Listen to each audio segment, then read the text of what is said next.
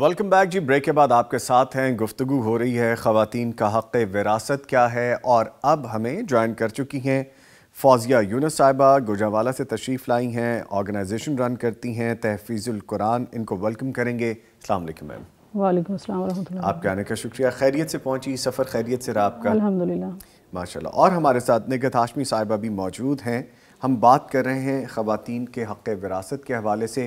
اس سے پہلے کہ میں دوبارہ موضوع کی جانب جاؤں، اب چونکہ میم فوزیہ صاحبہ تشریف لائی ہیں تو ان سے پوچھیں گے کہ آپ چونکہ ایک ادارہ رن کر رہی ہیں اور قرآن کریم کو حفظ کرنے کے حوالے سے ایک کویسچن میرے ذہن میں آ رہا ہے، اور وہ یہ ہے کہ اکثر یہ گفتگو میں ہم سنتے ہیں کہ بچیوں کو قرآن حفظ نہیں کروانا چاہیے، کہ وہ بھول جاتی ہیں.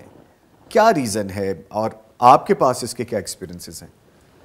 جزاک اللہ خیر. اس میں سب سے پہلے تو میں آپ سے تھوڑا تحفیظ القرآن کا تعارف کروانا چاہوں گی. پلیز. جی. العلماء ورثۃ الانبیاء، علماء انبیاء کے وارث ہیں. تو اللہ رب العزت نے الحمدللہ النور انٹرنیشنل کو اس حق سے، اس وراثت سے نوازا ہے. تو جہاں النور انٹرنیشنل جو ہے وہ باقی کورسز اور مختلف خدمات کے ذریعے اس کو بہتر سے بہتر چلانے کی کوشش کر رہا ہے، تو اس کے ساتھ ہی تحفیظ القرآن کے فریضے کو بھی انجام دے رہا ہے، جس میں کیا یہ جاتا ہے کہ بچوں کے دل میں قرآن کی محبت پیدا کی جائے، اور ان کے دل میں قرآن کو یاد کرنے کا جذبہ پیدا کیا جائے، اور سختی سے گریز کیا جائے. سختی سے گریز کیا جائے. اچھا، یہ آپ نے بالکل انٹینشنلی کہا یہ جملہ، یا آپ نے فلو میں کہا ہے؟ کیونکہ ایک ہمارے یہاں پہ جو تاثر پایا جاتا ہے کہ جہاں پہ قرآن حفظ کروایا جاتا ہے وہاں بڑی سختی کی جاتی ہے، وہاں بڑا سخت رویہ رکھا جاتا ہے. تو آپ نے اس کو ڈینائی کیا. بالکل. جی بالکل. پلیز بتائیے. اس میں یہ ہے کہ بچوں کے اگر اوپر ہم سختی سے کرتے ہیں تو بعض بچے ویسے بھاگ جاتے ہیں اس چیز سے. لیکن اگر ان کے دل میں محبت پیدا کریں گے، قرآن کی جذبہ پیدا کریں گے، تو وہ شوق سے سیکھیں گے. وہ کیسے پیدا کرتے ہیں آپ محبت؟ کیسے وہ لگاؤ ان کا بڑھاتے ہیں آپ؟ اس کے لیے کوشش کی جاتی ہے، ان کو پیار دیا جاتا ہے، ان کو سمجھایا جاتا ہے. تو الحمدللہ اب تک بڑا اچھا یہ سلسلہ چل رہا ہے. ٹھیک ہے. بجائے اس کے کہ پہلے کی طرح بہت زیادہ مار پٹائی کی جائے اور بچے بھاگ جائیں، کیونکہ اب یہ پرفتن دور ہے، اس میں بچوں کو ساتھ لے کے چلنا بہت ضروری ہے، اور بڑا نازک سا یہ مسئلہ ہے. جی ٹھیک. اور اس میں دوسرا یہ ہے کہ جیسے بچوں کو قرآن پاک حفظ کروایا جاتا ہے، اس کے ساتھ ساتھ ترجمۃ القرآن، حدیث مبارکہ، عقیدہ، اخلاق، دعائیں، نماز، یہ چیزیں بھی ہم سکھاتے ہیں الحمدللہ. خاص طور پہ الحمدللہ بچیوں کے حوالے سے. جی بچیوں کے حوالے سے. میرا کویسچن وہیں پہ ہے. جی آپ کا کویسچن وہیں پہ ہے. اس کے بارے میں یہ ہے کہ ارشاد باری تعالیٰ ہے کہ اِنَّا نَحْنُ نَزَّلْنَا الذِّكْرَ وَإِنَّا لَهُ لَحَافِظُونَ. ہم اس ذکر کو اتارنے والے ہیں اور ہم ہی اس کے محافظ ہیں. جی. قرآن پاک کو یاد کرنا، اس کی حفاظت کرنا، یہ اللہ رب العزت کی طرف سے ہے. اور جہاں تک خوف کی بات ہے جو ہمارے معاشرے میں ہے کہ بچیوں کو حفظ نہیں کروانا چاہیے، اگر خوف کی بات ہے تو وہ سب سے پہلے ہمیں فرض کو چھوڑنے کا خوف ہونا چاہیے، جس کے بارے میں اللہ تعالیٰ نے پوچھنا ہے. اور میں سمجھتی ہوں کہ اللہ تعالیٰ کے قریب ہونے کا، اس سے محبت کرنے کا، اس سے دوستی کرنے کا، اس سے یہ بہترین ذریعہ ہے کہ کلام الہی کو اپنے سینے میں اتارا جائے. ماشاءاللہ ماشاءاللہ. سبحان اللہ.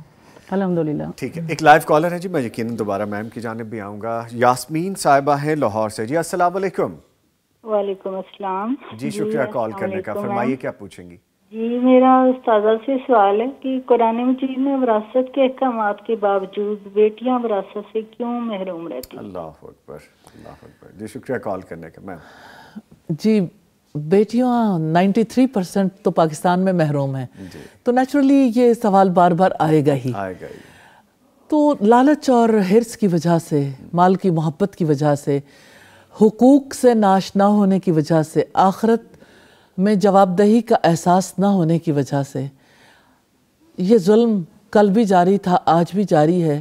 حل اس کا ایک ہی ہے کہ ہم اللہ سبحانہ تعالیٰ کی ذات نے جو علم دیا ہے وہ علم لوگوں کو دیں اور لوگوں کو اس دنیا میں رہتے ہوئے آخرت کی تیاری کرنے کا شعور دیں اور اس کا احساس دلائیں، کیونکہ اللہ سبحانہ تعالیٰ کے آگے اکاؤنٹیبلٹی کا خوف ہی ہے جو انسان کو اس کے قوانین پر عمل پیرا ہونے کے لیے تیار کرتا ہے۔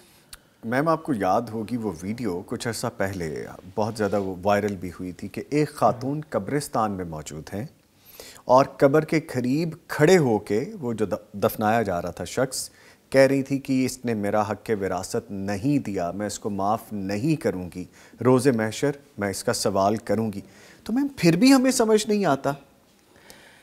دیکھیں مال کی محبت چیز ہی ایسی ہے، مال دنیا میں سب سے بڑی چیز بن گئی، ریئلی سپریم ویلیو چینج ہو گئی، لوگوں کے لیے سب سے بڑی قدر مال ہے۔ مال سے ہی تو لوگ ایک دوسرے کو ڈیفرینشیٹ کرتے ہیں، مال کی وجہ سے لوگ ایک دوسرے کو ویلیو کرتے ہیں، مال کی وجہ سے ہی لوگ لوگوں کو اہمیت دیتے ہیں یا ان کو غیر اہم سمجھتے ہیں، مال کی وجہ سے دنیا میں رہنے کے اسباب ملتے ہیں۔ تو مال کے پیچھے ہی تو سرمایہ دار نے لگا دیا، اور ہم جس سسٹم کا حصہ ہیں یہ سرمایہ دارانہ نظام ہے، جس نظام میں سب سے بڑی ویلیو مال کی ہے۔ لوگ ہماری تعلیم کس چیز کے پیچھے ہے؟ مال کے پیچھے، مال کمانے کے گر سکھائے جاتے ہیں، اس تعلیم کی وجہ سے تیار کیا جاتا ہے، ایک مائنڈ سیٹ تیار کیا جاتا ہے کہ یہ علم حاصل کرو گے نا، اس کی وجہ سے اب زیادہ مال کمانے کے قابل ہو جاؤ گے۔ تو ایسا لگتا ہے کہ مال ہی کے پیچھے بھاگ دوڑ ہے، اور اس مال کی محبت کی وجہ سے ہی حق تلفی ہوتی ہے، ظلم ہوتا ہے۔ اللہ سبحانہ تعالیٰ آپ کے جو درد ہیں اور آپ کے جو دکھ ہیں ان کو دور فرمائے، اور اس سوسائٹی کے مردوں کو توفیق دے کہ وہ آگے بڑھ کے ایسی موومنٹ خود چلائیں جس کی وجہ سے لوگ کبھی کسی بہن کسی بیٹی کا حق نہ مار سکیں انشاءاللہ تعالیٰ۔ اچھا میں آپ کی جانب دوبارہ آؤں گا، جو قرآن حفظ کر کے بھول جانے کے حوالے سے وہ بھی ہمیں ایک بات بار بار سننے کو ملتی ہے کہ روز محشر اندھا کر کے اٹھایا جائے گا، اس بات کو کیسے ریلیٹ کرتے ہیں؟ اس سے کیا کہیں گے اس پہ آپ؟ اس میں کہتی ہوں کہ صرف قرآن پاک کو حفظ کر کے بلا دینے کی ہی سزا نہیں ہے، باقی بھی فرائض کو چھوڑنے کی سزا ہے۔ جی ٹھیک ہے، اور عورتوں کے لیے، بچیوں کے لیے میں اس لیے ضروری سمجھتی ہوں کہ اگر ایک ماں حافظ قرآن ہوگی، قرآن سے اتنی زیادہ جڑی ہوگی، تو یقیناً اللہ تعالیٰ اس کا اور اس کی اولاد کا محافظ ہوگا انشاءاللہ۔ بے شک، اور آپ ہمارے سامنے مثال موجود ہیں جہاں کہا جاتا ہے کہ بچیوں کا حفظ کرانا، اس کے بارے میں کویسچن بن جاتا ہے۔ آپ تو ماشاءاللہ حفظ بھی کیا، حفظ کروا بھی رہی ہیں اور باقاعدہ آرگنائزیشن رن بھی کر رہی ہیں۔ جی، ایک اور بھی چیز ہمیں پتہ چلی کہ آپ جس ادائیگی میں سنتی ہیں، قرآن کی جو قرأت سنتی ہیں آپ، اس حوالے سے بھی آپ کی کچھ ایکسپرٹیز ہیں، وہ کیا ہیں؟ اس میں یہ ہے کہ ایک تو اس انداز سے سننے سے، جیسے ابھی بچی نے آپ کے سامنے تلاوت کی، ایک تو بھولتا نہیں ہے اس سے۔ جب اگر ہم بالکل حدر کے انداز میں بچے سبق سناتے ہیں تو جب ان کو تلاوت کرنا پڑتی ہے تو اس وقت جب آرام سے پڑھنا پڑتا ہے پھر بچے بھول جاتے ہیں۔ اچھا، اس میں یاد رہتا ہے۔ اچھا، اور یہ انہوں نے مسئلہ حل کر دیا، بڑا ٹیکنیکل ہے یہ، بڑا ٹیکنیکل۔ اور اس کے علاوہ یہ ہے کہ جب ایک بچے کا پارہ کمپلیٹ ہو جاتا ہے تو اس پارے کو پہلے تو پوری کلاس کے سامنے مائک میں سنا جائے۔ اچھا، کانفیڈنس لیول ڈیولپ اس کا۔ اس کے بعد وہی پارہ نوافل میں ادا کیا جائے ساری کلاس کے ساتھ۔ اچھا، یہ بہت اچھا طریقہ ہے یاد رکھنے کا اور یاد رہنے کا۔ اور میں آپ کو اپنا ذاتی تجربہ بتاتی ہوں کہ اگر ایک ماں حافظ قرآن ہوگی، اللہ تعالیٰ اس کے لیے اتنی آسانیاں پیدا کر دے گا، یہ میرا ذاتی تجربہ ہے۔ اور آج میرا آپ کے ساتھ یہاں بیٹھ کے بات کرنا تحفیظ القرآن کے سلسلے میں، یہ قرآن کی برکت کی ہی وجہ سے، قرآن کا خاص ہے، الحمدللہ، قرآن کا خاص ہے، ماشاءاللہ۔ خوبصورت مثالیں ہمارے سامنے آتی ہیں۔ میں چاہوں گا کہ آپ اپنی اگزامپل سامنے رکھیے کہ آپ کو کیا چیلنجز آئے، کوئی بھی قدم اٹھانا ہو تو آپ کو دشواریاں بھی آتی ہیں، چاہے وہ آپ دین کے حوالے سے بات کریں، بلکہ سم ہاؤ معذرت کے ساتھ جب آپ دین کے راستے پہ چلنے لگتے ہیں تو ہماری سوسائٹی کی طرف سے بہت مشکلات سامنے نظر آتی ہیں۔ جیسا ایک پروگرام میں میم فائزہ کے ساتھ بات کر رہے تھے تو نقاب کے حوالے سے، حجاب کے حوالے سے مشکلات کے بارے میں بات کی تھی۔ آپ نے کیا فیس کیا، اور اب جب آپ وہ سفر دیکھتی ہیں تو کیا نظر آتا ہے آپ کو؟ الحمدللہ اللہ تعالیٰ کا میرے اوپر بڑا احسان رہا ہے، میں نے بہت زیادہ فیس نہیں کیا، اور میں اللہ تعالیٰ سے آگے بھی ایسے ہی مدد مانگتی ہوں، ایسے ہی مدد مانگتی ہوں۔ اور اللہ تعالیٰ نے میرے لیے بڑی آسانیاں پیدا کی ہیں، اور میں یہی سمجھتی ہوں قرآن سے جڑنے کی وجہ سے کی ہیں۔ اس کے علاوہ میں سمجھتی ہوں میں کچھ بھی نہیں ہوں۔ اللہ تعالیٰ نے قرآن سے جوڑا، اور مجھے یہاں تک موقع دیا کہ میں پیغام دے سکوں کہ ماں کا قرآن کے ساتھ جڑنا بہت ضروری ہے. اچھا، یہ بات جو آپ کر رہی ہیں ایک ماں ہونے کے ناطے کر رہی ہیں، ایک آرگنائزیشن چلانے کے ناطے کر رہی ہیں، یا آپ کو یہ ذمہ داری فیل ہوتی ہے؟ مجھے یہ ذمہ داری فیل ہوتی ہے. میں کہتی ہوں کہ ایک ماں کو، ایک بیٹی کو کے لیے یہ بہت ضروری ہے. اب جیسے یہ پرفتن دور جا رہا ہے، اس میں اگر ہم قرآن سے دور ہو جائیں گے تو بہت دور چلے جائیں گے. قرآن کے ساتھ جڑنا ضروری ہے قرآن کے ساتھ. اور مجھے یہ لگتا ہے کہ اب جیسے ایک حافظ قرآن بچہ ہوتا ہے یا بچی ہوتی ہے، وہ جتنا قرآنی آیات کو بار بار روائز کرتا ہے، دوسرا نہیں کرتا وہ چیزیں. کیونکہ اب ہم اس کو، میں اپنی ذاتی مثال کہتی ہوں کہ دیتی ہوں آپ کو، کہ میں اس کو خوف سے بھی پڑھتی ہوں، میں اس کو طمع سے بھی پڑھتی ہوں. ارے واہ! مجھے یہ بھی ڈر ہے کہ اللہ نے پوچھنا ہے، اور مجھے یہ بھی ہے کہ میں نے اس کو یاد کرنا ہے. اور اب تیسری بات شامل ہوگی اندر، وہ میں آپ کو بتاؤں کہ میں یہ کہتی ہوں کہ میں منزل کو زیادہ پختہ کروں تاکہ جو میرے پاس بچے پڑھیں ان کے اوپر اچھا اثر پڑے اس چیز کا. ماشاءاللہ، آپ خود پرفیکشن اور یہ چاہتی اللہ کے ہیں. لیے انشاءاللہ، اللہ کی رضا کے لیے. ٹھیک ہے، آپ ایک تو وہ بچے ہیں جن کو آپ پڑھا رہی ہیں، جن کو آپ تعلیم، ایک وہ بچے ہیں جو آپ کے اپنے بچے ہیں، جو آپ کے گھر میں بچے ہیں. ان دونوں کو آپ کیسے سمجھاتی ہیں، کیسے لے کے چلتی ہیں تربیت کے حوالے سے کہ ایکول ہے؟ بالکل میں ایکول لے کے چلتی ہوں. مجھے اپنے جو بچے ہیں، مجھے ان سے بھی زیادہ ان بچوں سے محبت ہے اس ٹائم. اللہ اکبر. تو بچوں کو حفظ کی طرف لا رہی ہیں؟ جی، میرے بچے، بیٹا بھی اور بیٹی حفظ کر رہے ہیں دونوں بڑے، اور انشاءاللہ میرے 4 بچے ہیں، انشاءاللہ سب کریں گے. ماشاءاللہ ماشاءاللہ. بلکہ اور میری یہ دلی دعا ہے کہ میرے ہسبینڈ بھی کریں، اللہ تعالیٰ ان کو توفیق دیں. اچھا ماشاءاللہ. تو آپ لے کے آئی ہیں ان کو اس طرف ابھی؟ جی بس قائل کر رہی ہوں ابھی فی الحال. چلیں، اللہ تعالیٰ آپ کی یہ خواہش بھی پوری کر دے. اور یہ بڑی نیک خواہش ہے بہت. جب ایسی ایگزامپل سامنے آتی ہیں تو پھر دل کرتا ہے کہ ہم خود بھی زیادہ سے زیادہ لگن سے سیکھیں. اور اللہ تعالیٰ کے احسانات کے بعد اس رستے میں چلنے میں میرے ہسبینڈ کا میرے ساتھ بہت ساتھ ہے. ماشاءاللہ، very good. You are the lucky one. ماشاءاللہ، بڑی خوش قسمت ہے. الحمدللہ. ٹھیک ہے میم، بات کسی اور طرف چل نکلی، چونکہ مجھے پروگرام کو کنکلوڈ بھی کرنا ہے. چند ایک منٹ میرے پاس موجود ہیں.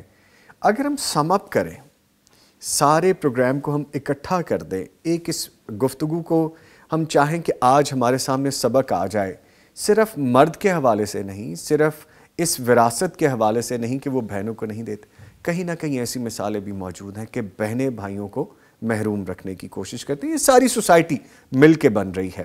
میسج کیا ہوگا، ہمیں سیکھنا کیا ہوگا آج اپنی اس نشست سے کہ وراثت کے لیے بہنوں کو یہ کرنا چاہیے، بھائیوں کو یہ کرنا چاہیے، والدین کو یہ کرنا چاہیے، یا ہماری سوسائٹی میں ایجوکیشن کے لیے ایجوکیشنسٹ کو یہ کام کرنا چاہیے، ریاست کو یہ کام کرنا چاہیے، لیجسلیشن ہونی چاہیے، کیا ہونا چاہیے؟ ورثہ اللہ سبحانہ و تعالیٰ کی طرف سے مقرر کردہ فریضہ ہے. جی. وراثت کی تقسیم اللہ سبحانہ و تعالیٰ کا حکم ہے. اس حکم کی ادائیگی کے لیے ہر ایک کو مصروف عمل رہنا چاہیے. جی. یعنی والدین کو بھی ایجوکیٹ کرنا چاہیے اپنے بچوں کو، اور مال کی تقسیم کے بارے میں جو اللہ سبحانہ تعالیٰ کا قانون ہے اس کو اپنانے پر اجر کے حوالے سے ترغیب دلانی چاہیے. جی. دوسری بات جو میں یہ چاہتی ہوں وہ یہ کہ جیسے خاندان میں ایک ماں اور باپ ایجوکیٹ کرتے ہیں اپنی اولاد کو، اسی طرح سے اسکول ایجوکیشن میں، یعنی ہم اپنے تمام ایجوکیشنل سسٹم میں وراثت کے احکامات کو لے کے آئیں، کیونکہ اس کی وجہ سے سوسائٹی بہت بڑے کرائسس میں ہے. جی. زندگیاں اس کی لپیٹ میں ہیں. تیسری بات جو یہ کہنا چاہتی ہوں وہ یہ کہ علماء بھی اپنے اس فرض کو احسن طریقے سے ادا کریں.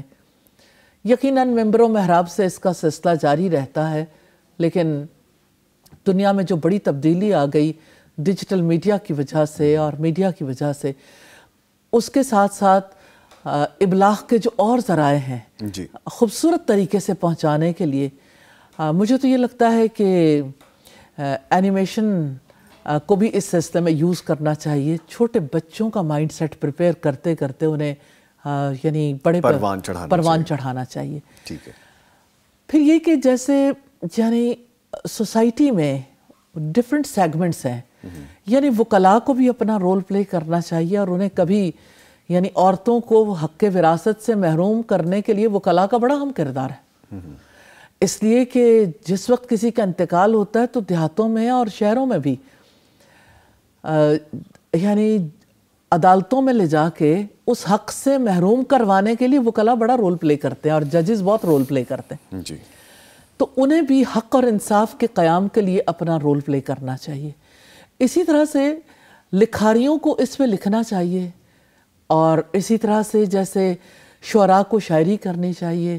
اس کے حوالے سے باقاعدہ طور پر یعنی ٹی وی سے بھی، پھر سوشل میڈیا سے، پرنٹ میڈیا سے بھی ابلاغ کا سلسلہ جاری رہنا چاہیے. اسی طرح سے اسٹیٹ کو ایسی قانون سازی کرنی چاہیے کہ کوئی بھی کسی کو حق وراثت سے محروم نہ کر سکے. اور اس کو یعنی اس حوالے سے جہاں عدلیہ کا رول ہے، جہاں مقننہ کا رول ہے، وہیں پہ انتظامیہ کا رول بھی ہے کہ وہ ان حقوق کی باقاعدہ تقسیم کے لیے اور باقاعدہ طور پر حق پہنچنے کے لیے اپنا فریضہ ضرور ادا کریں. اس کے لیے پالیسیز بننی چاہیے، اس کے لیے پالیسیز امپلیمنٹ ہونی چاہیے. اور پھر سوسائٹی کے دیگر افراد ہیں، سوسائٹی نے جو یعنی ایک تو رشتہ دار ہیں، پھر اسی طرح سے ہمسائے ہیں، باقی لوگ ہیں، میں یہ کہتی ہوں مسجد کے جو ساتھی ہیں، سب لوگوں کو اس بارے میں کیئرفل ہونا چاہیے کہ کہیں کسی بیٹی کا حق نہ مارا جائے.